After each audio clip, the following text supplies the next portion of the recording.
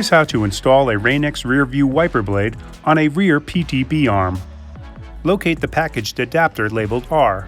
To install, align the R adapter so that the arrow on the top is pointed in the same direction as the arrow on the wiper blade base. Press the adapter onto the wiper blade until it locks into place with a click.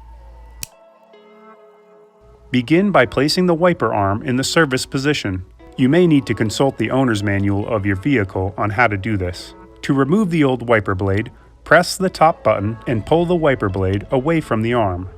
To install the new wiper blade, tilt the adapter forward and hold down.